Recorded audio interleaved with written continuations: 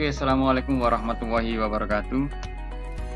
Pada video kali ini kita fokus untuk kedepannya membahas tentang bagaimana cara membuat sebuah website.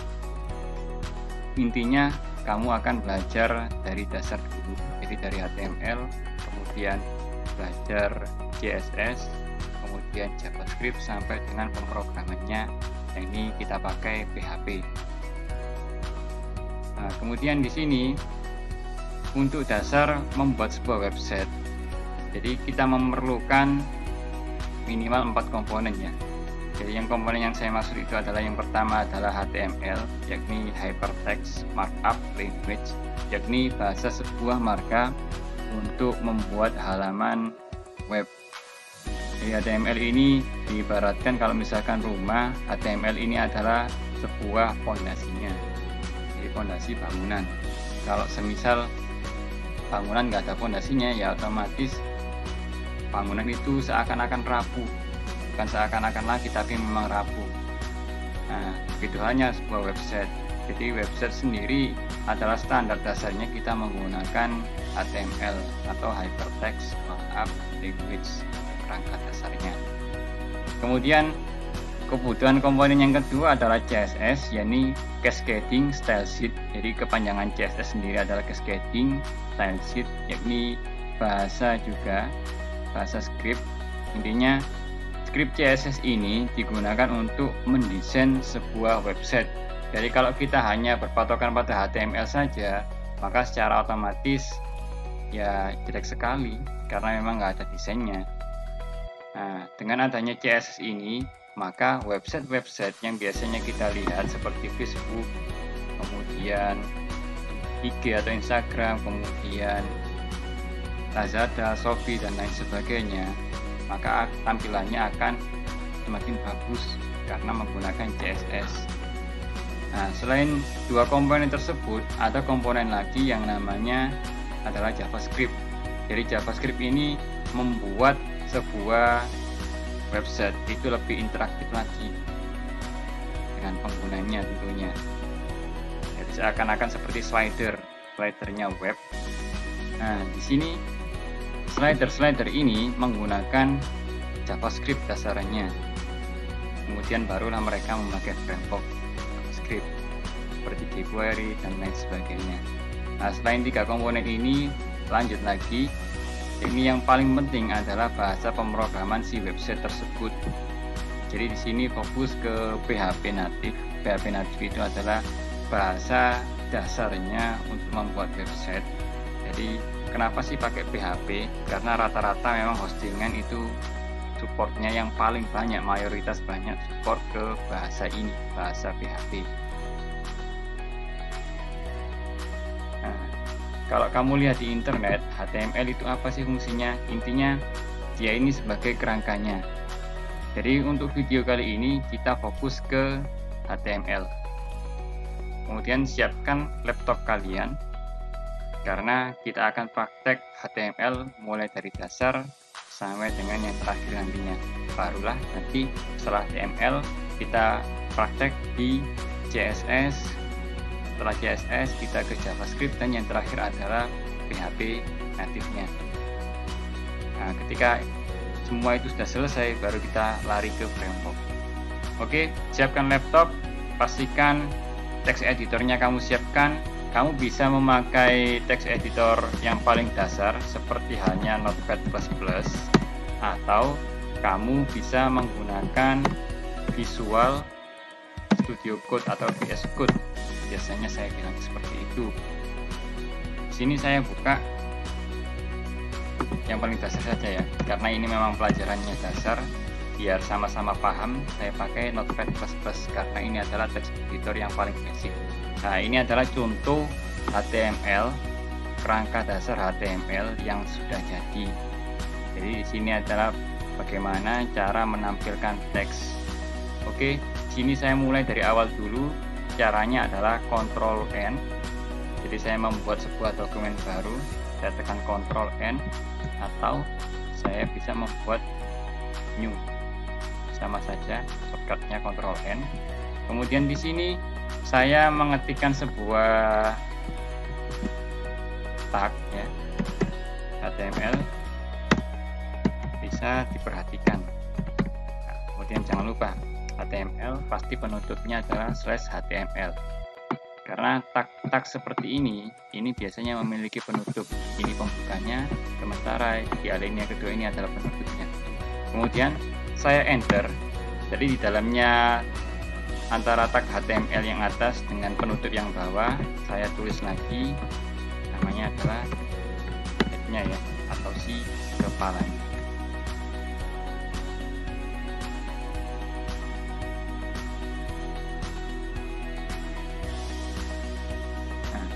Sini HTML ini adalah tag wajib atau tag pembuka untuk HTML, biasanya wajib ada di setiap dokumen HTML. Sementara di sini bisa kita kasih judul untuk websitenya. Jadi saya menggunakan tag lagi di dalamnya tag head, jangan sampai keliru ya. Jadi setelah head ini ada lagi namanya body. Saya tutup /body juga, dimana masing-masing ini ada penutupnya. Intinya head sama body ini di dalamnya tag HTML. Nah, kemudian di sini fungsi dari head sendiri adalah dia sebagai pendeklarasian untuk beberapa tag, misalnya tag meta. Biasanya tag meta ini untuk SEO. Nah, SEO di sini dalam video ini saya tidak membahas tentang SEO. Jadi di lain kesempatan saja kita membahas tentang search engine optimization. Intinya biar website kamu ketika dicari orang dia langsung muncul di pencarian nomor 1. Nah, intinya gitu kalau SEO. Kemudian selain fungsinya untuk SEO, tag ini biasanya kita gunakan untuk memberi judul untuk web kita. Otomatis kita menggunakan ini tag title, jangan lupa ditutup dengan /title. Oke, sampai sini pastikan ya, seperti ini tampilannya. Head, body ini di dalamnya tag HTML, kemudian tag title ini ya di dalamnya head. Nah, nanti ada sendiri di dalamnya body, ada sendiri nanti. Kemudian selain title atau judul si website, kamu bisa menerapkan atau bisa menuliskan kode-kode CSS atau JavaScript. Jadi di dalamnya head ini. Nah, karena di sini kita fokus ke HTML, maka kita belajar ke dasarnya dulu. Di sini titelnya saya beri judul, misalkan pelajaran pertama. Oke. Kemudian cukup sampai sini dulu, akan saya simpan terlebih dahulu, kemudian akan saya lanjutkan ke bagian bodinya. Saya save. Nah, kemudian di sini saya langsung arahkan ke desktop saya. Ternyata banyak sekali. Saya buat new folder, kemudian saya simpan sebagai latihan HTML. Nah, kemudian di sini file name-nya saya ganti 1.html. Ingat, karena kita membuat website atau membuat sebuah HTML ini nanti biar bisa di running di web browser seperti Chrome, kemudian Mozilla dan lain sebagainya. Jadi pastikan untuk file name-nya ini ya, atau ekstensinya .html. Jadi apa sih itu ekstensi? Bisa kamu pelajari di video saya yang sebelumnya tentang ekstensi. Nanti di bagian deskripsi saya tulis. Itu ekstensi ya. Nah, save as tipenya saya cari hypertext markup language. Nah, kemudian saya save. Ingat ekstensinya .html, untuk namanya bebas sebenarnya. Selesai. Kemudian dari sini saya akan mencari file ini di desktop saya. Saya cari kan, latihan HTML maksud saya. Kemudian saya buka. Nah, di sini adalah file yang sudah jadi. Nah, secara otomatis ketika saya mengganti ekstensi .html, maka dia akan berubah ikonnya menjadi Chrome HTML atau menyesuaikan dengan browser default komputer kita. Ketika saya klik atau saya double klik, otomatis nanti membuka Chrome. Oke ya, paham ya. Jadi yang saya tulis di sini tadi, head title pelajaran pertama, secara otomatis dia akan muncul di bagian tab atas. Bisa dilihat.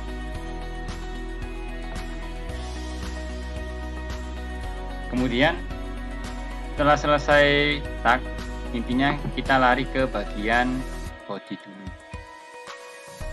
Di body ini adalah isinya tentang konten-kontennya website nantinya. Nah, konten apa saja yang dimaksud? Mulai dari gambar, video, tulisan, kemudian berita-berita, intinya nanti masuk ke bagian body. Oke, akan saya coba di sini memasukkan. Saya di sini menggunakan tag P ya. P ini untuk paragraf. Jadi saya tulis dulu.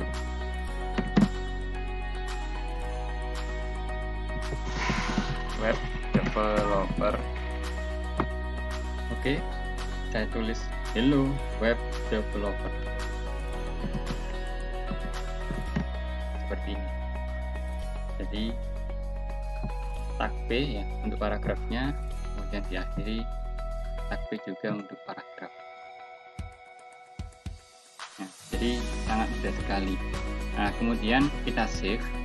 Cara save-nya sama seperti yang tadi. Bisa di Ctrl S. Jadi shortcutnya Ctrl S atau Anda tekan gambar.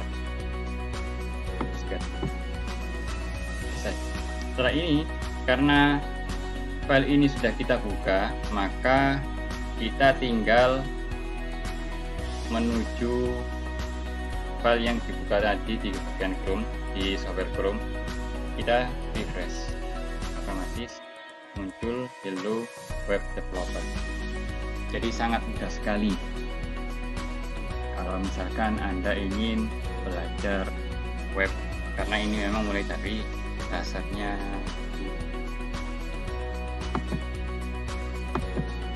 Oke, kembali lagi ke notepadnya. Kita kembali ke notepadnya.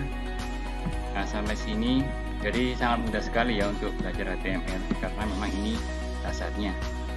Nah, ingat-ingat ketika Anda belajar HTML, yang harus Anda ingat adalah tag, elemen, sama atribut.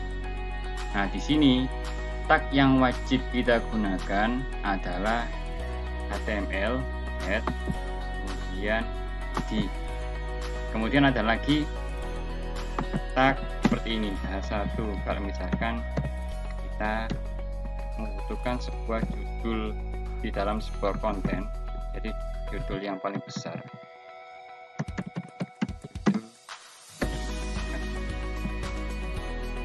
Kemudian saya tulis lagi, saya copy yang tag H1 atau heading 1. 2, saya ganti lagi 2 juga, saya copy.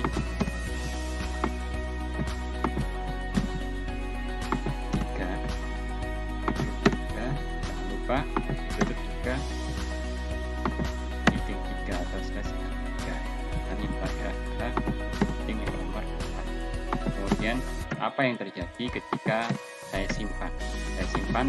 Saya Ctrl S. Jadi tekan Ctrl S atau tekan ini, kemudian saya kembali ke Chrome, saya refresh. Jadi terlihat di sini untuk heading 1 adalah heading yang paling besar atau tulisan teks yang paling besar, kemudian dilanjutkan H2 atau heading 2, semakin kecil sampai dengan semakin kecil lagi atau heading 4. Oke ya, mudah sekali ya kalau kita belajar.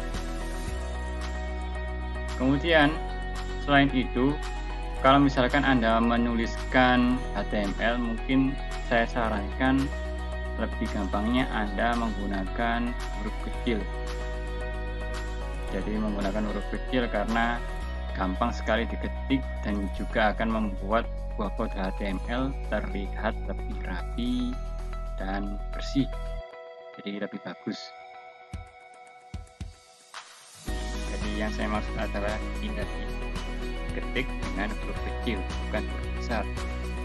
Tapi kalau misalkan Anda ketik huruf besar maksud saya, jadi ya tidak ada masalah juga sih. Tapi kalau misalkan Anda menggunakan huruf kecil, maka terlihat lebih bersih dan rapi. Kemudian beberapa tips ketika Anda mengetik HTML atau mengetik sintak apapun itu. Jadi pastikan menutup tag dengan benar. Jadi contohnya di sini adalah tag H1, maka ditutup juga dengan slash H1, bukan slash H2. Itu salah kalau misalkan Anda ketik seperti ini. Jelas ini adalah salah. Karena apa? Karena tidak cocok dengan tag yang di awal. Tag di awal di sini tertulis H1 atau heading 1, maka untuk penutupnya juga harus slash H1. Nah, seperti ini. Jangan sampai keliru. Kemudian selain itu ada beberapa tag lagi ya. Nanti Anda bisa belajar lagi melalui situs-situs yang menyediakan pembelajaran HTML seperti W3 School dan lain sebagainya.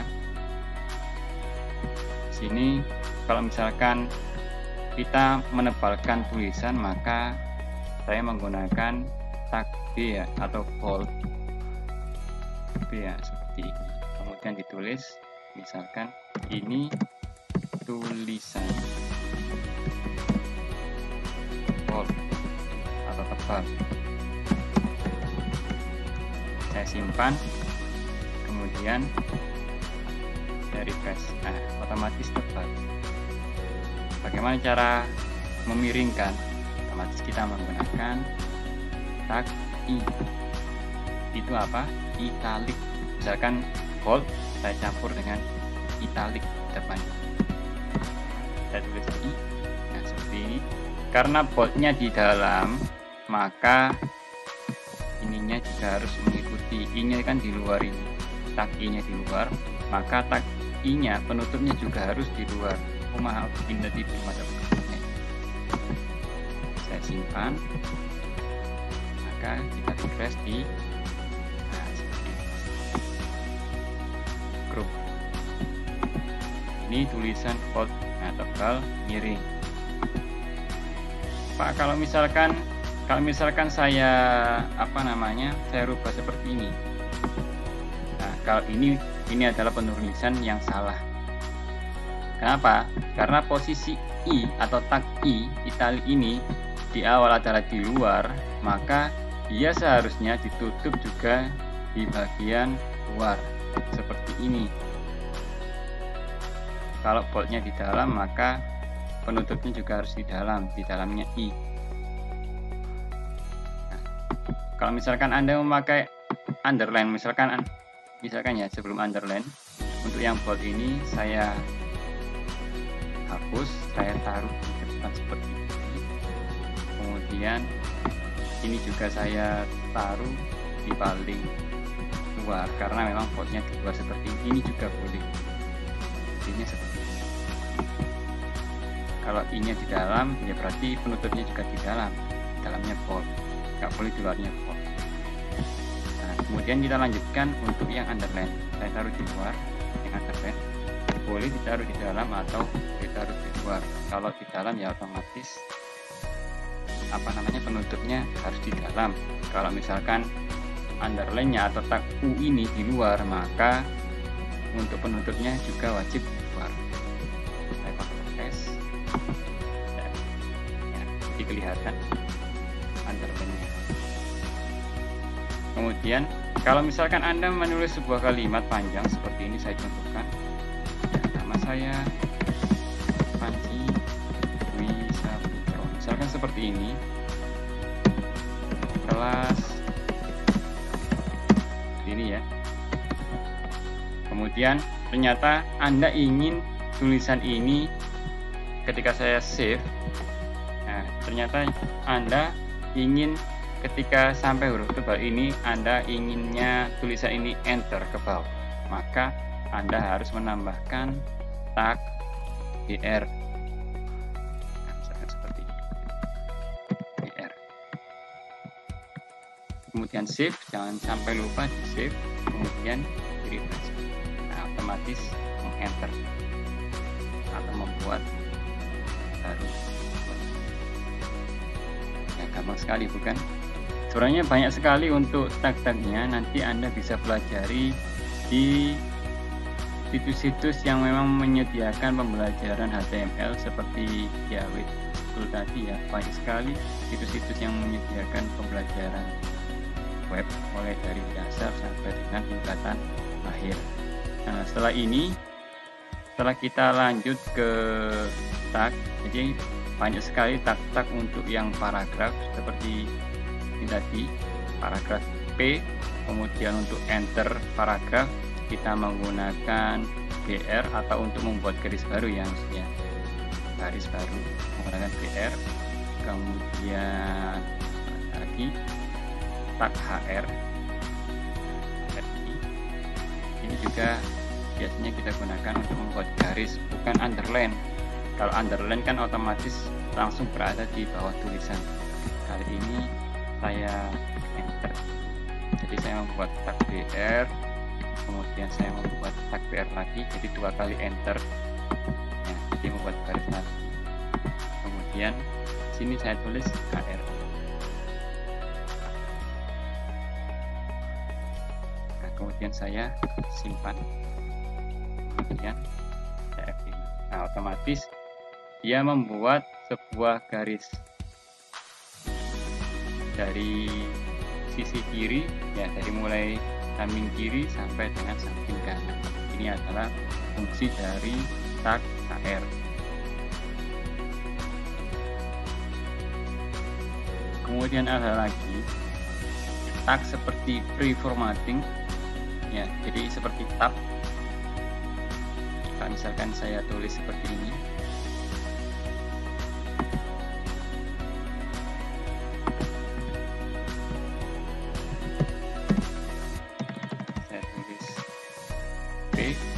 kemudian saya tulis sebuah kata-kata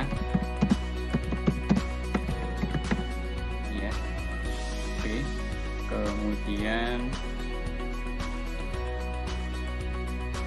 saya tulis lagi, saya nggak pintar jago puisi ya, jadi saya tulis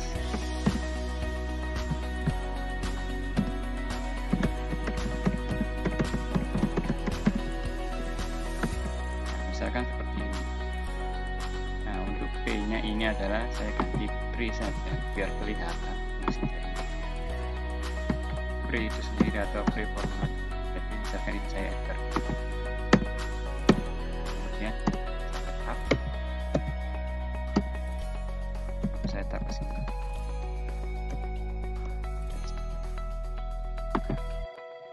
Nah, jadi pre di sini adalah, tahu ya, jadi dia mengikuti apa yang Anda tulis di notepad atau di bagian text editornya, jadi mirip persis.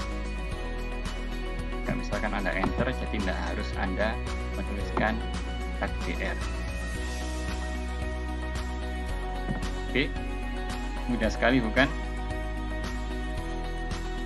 Jadi sebenarnya banyak sekali untuk belajar HTML.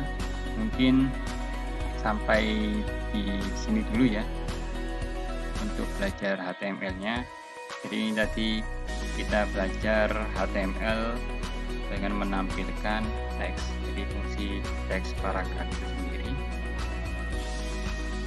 Kemudian kita akhiri dulu ya. Saya akhiri. Assalamualaikum warahmatullahi wabarakatuh.